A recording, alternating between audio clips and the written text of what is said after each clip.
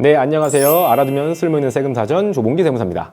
네, 오늘은 소득세 중간연합에 대한 오해와 진실이라는 주제로 영상을 준비해봤습니다. 네, 바로 한번 들어가 보시죠. 11월 30일, 올해 11월 30일까지가 이 종합소득세 중간연합 기간이었어요. 아마 이게 모르고 그냥 지나가신 분들도 있으실 것 같은데, 또 아니면 이 영상을 보시는 사연들 중에서는요, 이 관할 세무서에서 이 중간연합에 대한 고지서를 받아가지고 납부를 실제로 하신 분들도 계실 겁니다. 근데 저희 고객님들 중에서요, 이런 말씀을 하신 분들이 계셨어요. 뭐 5월 말에 종합소득세 내면 되는데 왜 11월 달에 또 세금을 걷어가느냐, 좀 잘 모르겠다. 이렇게 좀 의아해 하신 분들이 있으셔서 이 영상을 좀 준비하게 되었습니다. 네. 그다음은 중간연합이란 뭐냐, 요거부터 좀 먼저 설명을 좀 드릴게요. 일단 정부에서는요, 이 종합소득세, 이제 1년치 종합소득세를 걷어들이기 전에요, 매년 1월 1일부터 이제 6월 30일까지 이제 반기죠. 이 반기를 중간연합 기간이라고 정해놓고요. 작년에 낸, 이제 올해 말고 작년에 1년치에 대해서 낸 소득세가 있잖아요.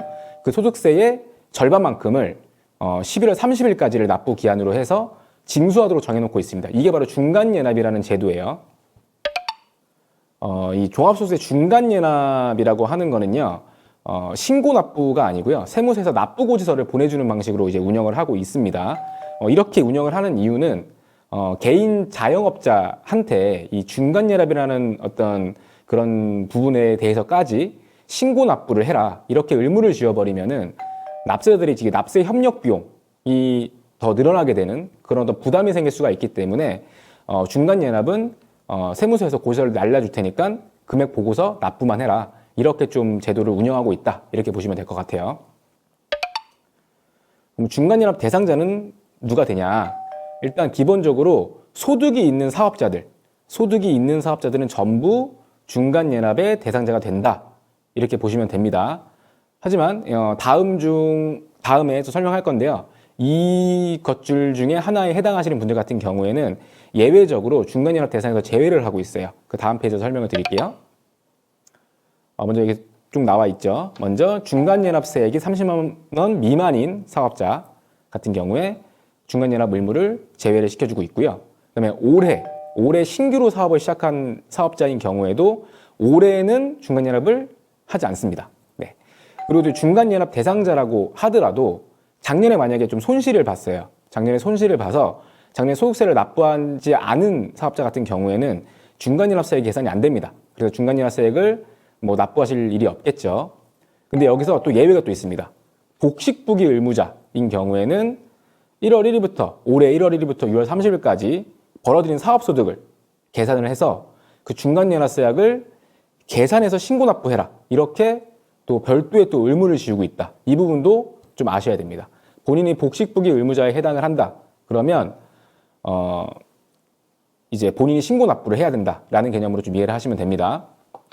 복식부기 의무자라고 하는 거는 과거 영상에서 한번 소개를 드린 적이 있는데요, 작년 매출액이 일정 기준금액을 초과하는 그런 사업자를 말한다. 뭐 도소매업 같은 경우는 3억 원, 뭐 제조업이나 음식점을 운영하시는 경우에는 1억 5천만 원, 그 이외에 뭐 서비스업 같은 경우는 7,500만 원 기준입니다. 참고로 알아두시면 좋을 것 같아요.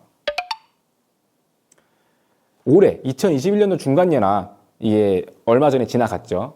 이 올해 종합소득세 중간연합 대상자는요, 2021년 종합소득이 있는 개인사업자 약 153만 명이 대상이었습니다.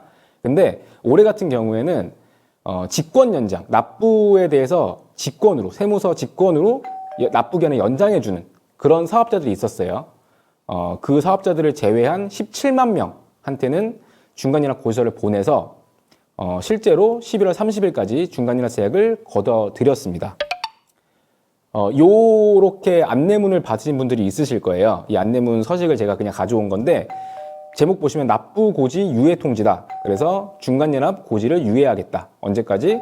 11월 1일부터 2022년 1월 31일까지 연장하겠다라는 이렇게 안내문을 받으신 분들이 있을 겁니다.